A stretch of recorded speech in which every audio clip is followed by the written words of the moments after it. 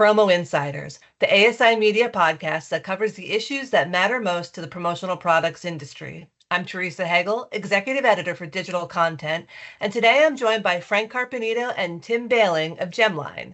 Earlier this summer, Gemline announced that it was adding carbon footprint data to more than 100 of its products as part of its efforts to measure and mitigate Scope 3 emissions. Today, we're going to be talking about the progress they've made with this initiative and why it's so important.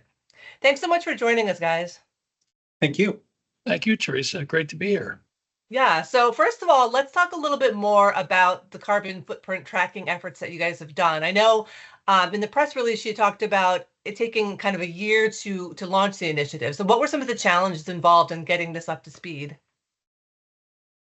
I can take that one. Yeah, it's definitely been a journey for us, and we see it as a journey more than a destination. And so about a year ago, when we looked at our Scope 3 in 2023, we realized that purchased goods and services was the largest portion, and figured if we're going to get our hands around Scope 3, we really need to get our hands around our purchased goods and services.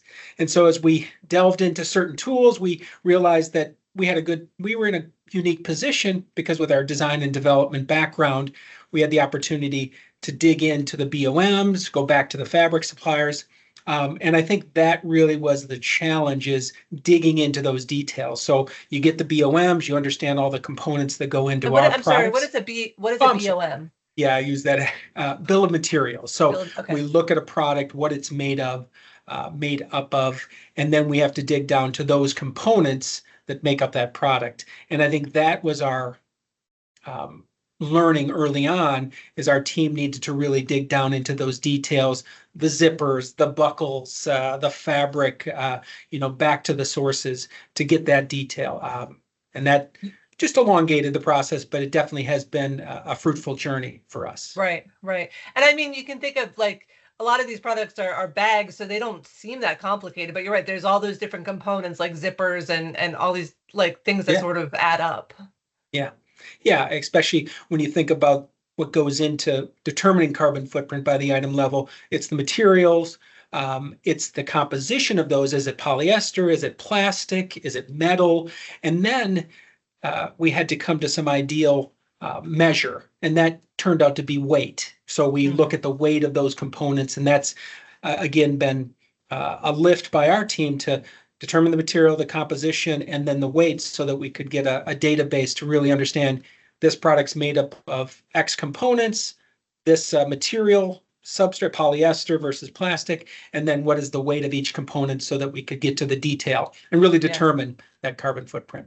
Yeah. So, I mean, it sounds like it's information that isn't necessarily hard to get, or maybe you sort of have some of it already, but you're looking at it in a different way, or just sort of like getting it quantified. It might have been somewhere, but just not, measured out, I guess. Yeah, I'll answer part of that, Teresa, and Tim can chime in with what I missed. So it is a pretty big lift in general to get all the information gathered. We felt we could get a first to market on this because, we don't use agents. We don't buy product off the shelf. We design from scratch, and we control all of our materials back to the source. So for us, it's a lot easier because we know exactly a particular fabric that's being used in all of our factories. It's a much harder lift if somebody is, using agents, using a middle person, if their factory is making the decision on, what fabric or zippers and the source of those, because you really have to get back to the source. So, in some ways, I guess we might be understating the lift because we do have those control points. And I think others that have similar control points will still find it to be a heavy lift, but it'll be more achievable because they won't be estimating. And that was really key for us. We didn't want to be estimating. We wanted to be having factual information that translated into a carbon footprint metric. Right. Yeah, I mean, I didn't mean to downplay what you guys have done. I'm just saying, like, a lot of times when I talk to people, they're like, oh yeah, this data is there, but it's just something that people hadn't really thought of, or it hasn't been prioritized necessarily to measure. But so you have this information on a lot of the products now, but can you put some of the numbers into kind of context for us? Because I at least for me, like I'll see these carbon footprint measures. I'm like, okay, well that sounds really great, but like what does it actually mean? Like what does this translate to? So like for example, like I think it was like the Rumi recycled medium tote says it's the cradle to gate emissions is like 0.44 kilograms of CO2. But like what does that mean? How does that compare to something like a bag maybe made of more conventional materials? Like just put it in context. Yeah, no, again, that's one of our challenges going out is being first to market. We're having to show or teach people what this means. And I think we put some stuff on our website to say like 1 kilogram of carbon just to, or CO2 or CO2e is, 33 charges of your smartphone, right? Or driving your car a certain amount of distance. So again, trying to reference it there. But I think the bigger knowledge that we're gaining is exactly what you talked about. I have this bag today, and I'll use cotton as an example. We have a cotton tote. One of our key products is about 2 kilograms.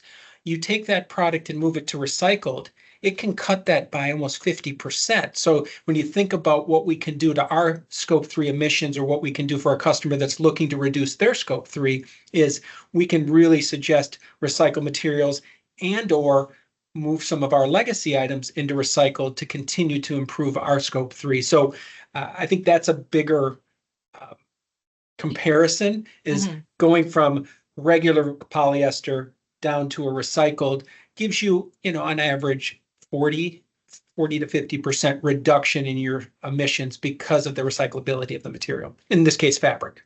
Yeah, yeah. And I imagine it's one of those things too that you have to kind of measure it and show that this is actually better, because a lot of times people will be like, oh, recycled is better, but they're not actually kind of showing their work and proving that this is actually a lower impact material. Yeah, absolutely. I think sometimes, again, cotton for many years, regular cotton seemed to be this more sustainable item that we continue to grow, but it does take a lot of energy. It takes a lot of chemicals. And so I think there's been a misconception that cotton is the best or better. When you look at recycled cotton, it doesn't go through that same process. You can really see the difference, right? And not only the carbon impact, but even sharing water usage, because we can share some of the water usage or land usage that comes with these reductions in emissions. Yeah. So I think those are some positive trends for us. Right. And so, I mean, you have all this data now, you have this like carbon tracking information. How can distributors, that are trying to sell your products, how can they use that data when they're talking with their clients? What is kind of the benefit to the distributor and the end user? Yeah, let me take that one. So I think the simplest word I would use is proactive.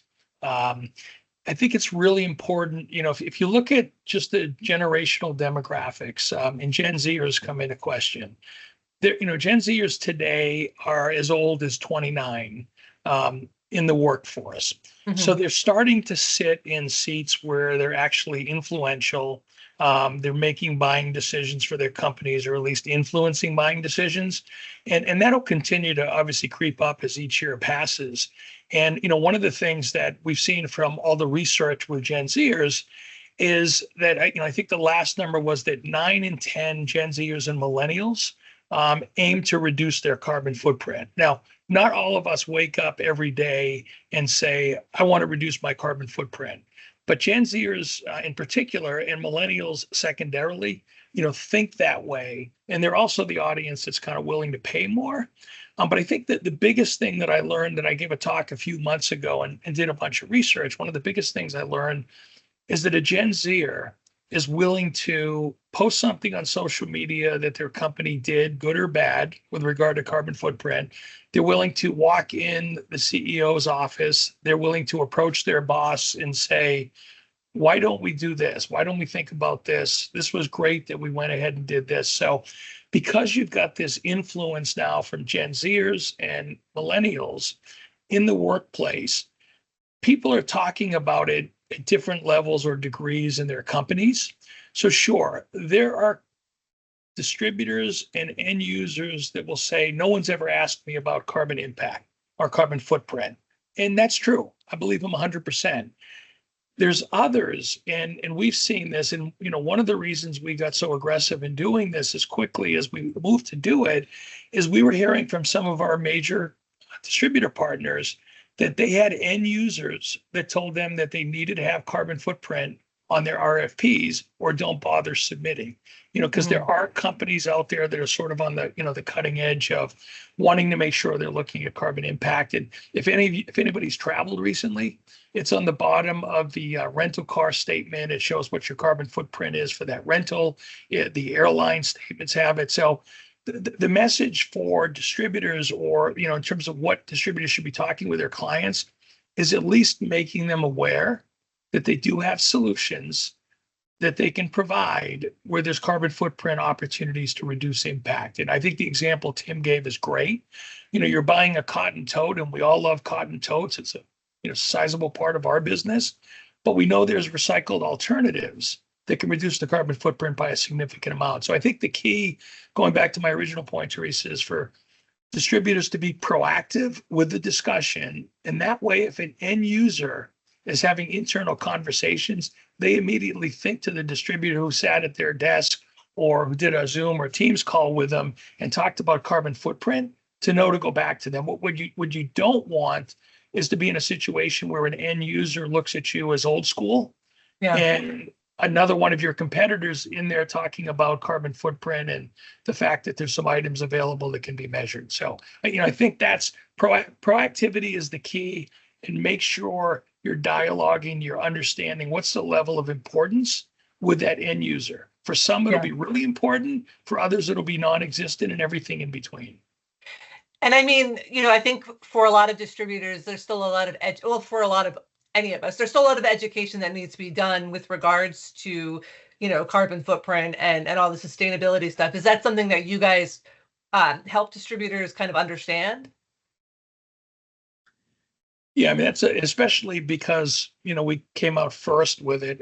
We realized that we need to spend a fair amount of time on education. So Tim will tell you, in his 6 years with the company, he's had more requests to do, mini webinars with our customers, to talk one-on-one to people, to, assist in proposals to some Fortune 50 companies that were looking for things. So we do believe that education is responsibility for us and anybody else that's talking about carbon footprint. So we're trying to do some different things directly with our customers, with our distributor reps, and obviously our people. And then I think there'll be some bigger things we'll probably do industry-wide in the not too distant future to just, help contribute to that. But the main thing we're trying to do today is be responsive, and then also provide, tools and information both on our website and flyers and other things. Tim, anything I missed?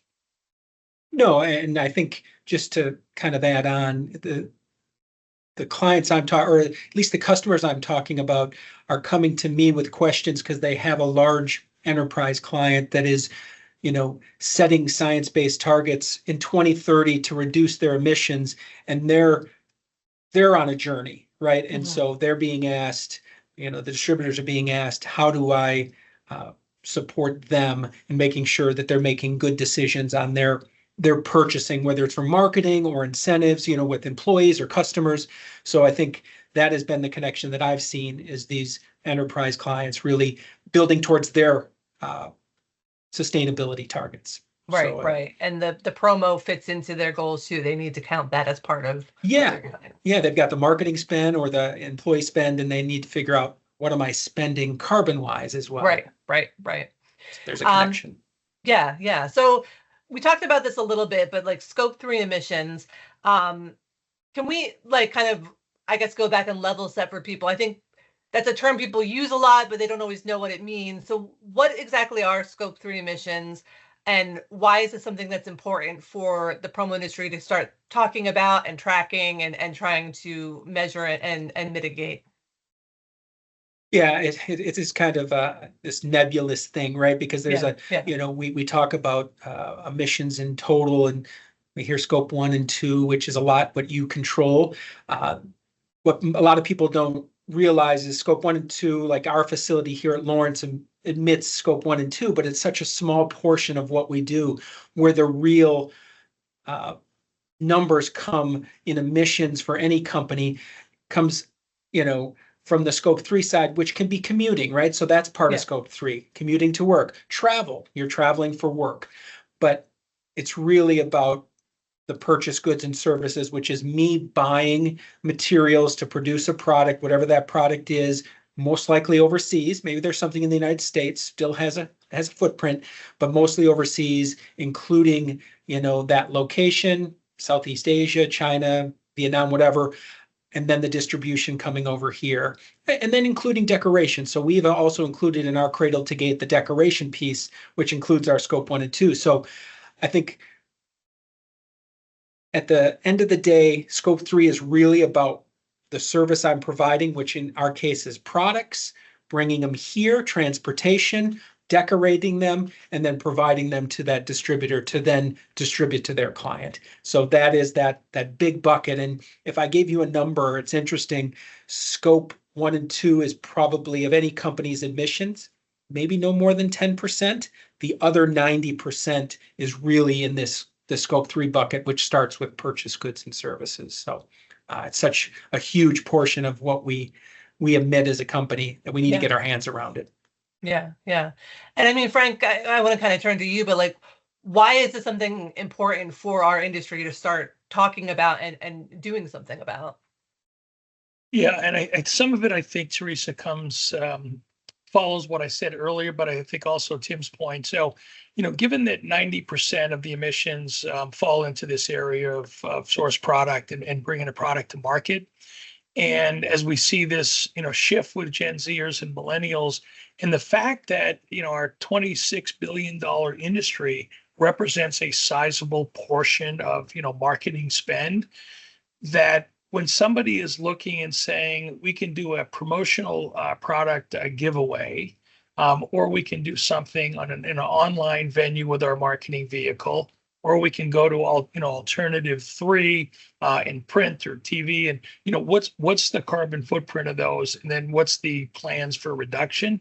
So certainly, because we're dealing with a physical product versus a technology interface, we're going to carry greater carbon footprint. So I think the reason it's so important for the industry is we've got a starting point, and if we all benchmark the starting point, and then we have plans and actions that are going to help reduce the impact, we're telling a story that people want to hear, and that people are going to use to make decisions on with their marketing spends, et cetera.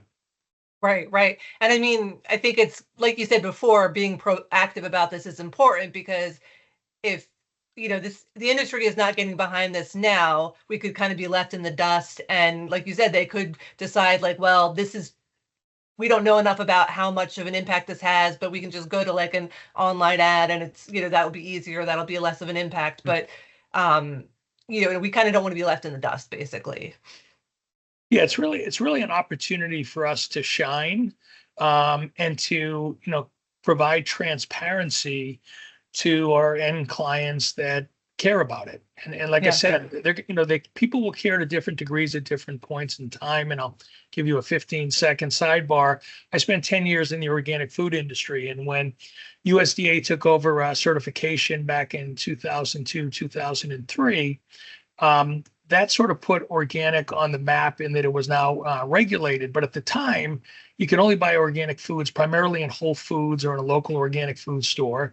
People said the only ones that will consume organic foods are tree huggers or people living an organic lifestyle. Right. And fast forward to today, you can buy organic foods in a convenience store. The prices of organic foods are much closer in line with conventional foods. The knowledge that people have on advantages of organic over natural or conventional or better. So, we're at the beginning stages, I think, as an industry of this evolution. So the more we can do to, educate, dialogue, make sure that we're presenting it into the marketplace, the quicker the traction will be, because it's coming. It's just a question of how quickly it will come and where it will come from. Right. And you don't want to be caught by surprise by this. So, your initial kind of announcement about the carbon footprint tracking started, I think that was like in June, maybe early in the summer. And I believe you guys had said that you plan to kind of double the number of products that you have tracking data for by summer's end.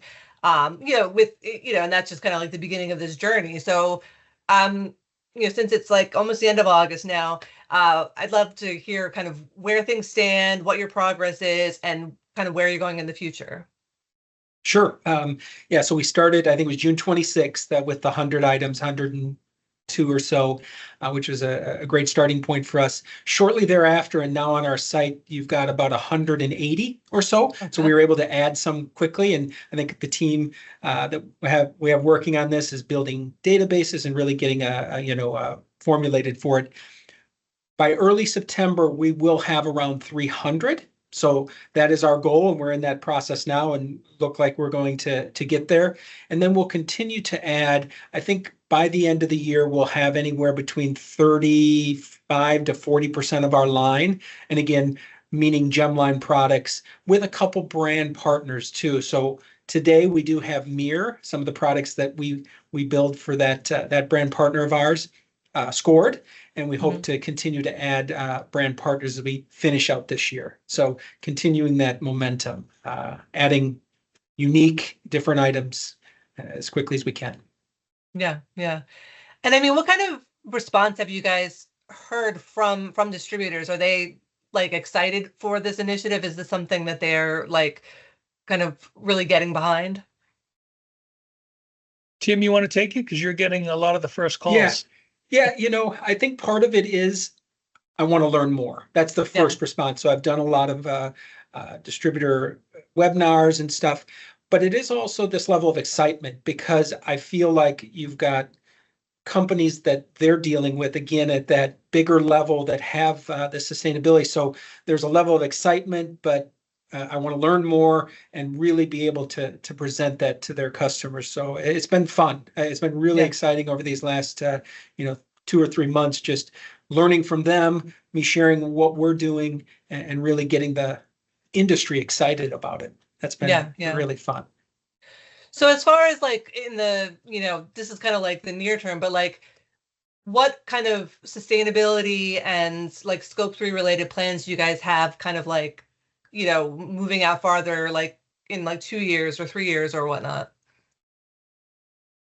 So I'll hit on a couple of things, and Tim will tell you that I talked about one a number of months ago. That the first step in the process is understanding what your carbon footprint is. The real work begins with the efforts that you put in place to reduce that carbon footprint, that carbon impact.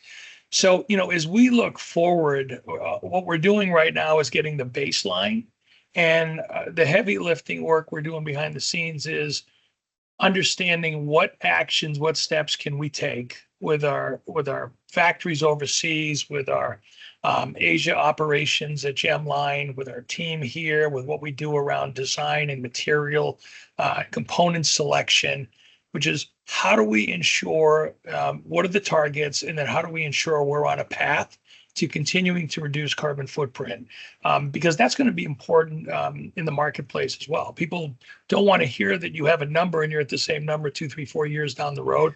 So number one is a real focus on impact and reduction. And I think a second piece, which will be very important, I think, Teresa, across the board, and you touched on it earlier, is really a focus on elevating education and knowledge of terminology.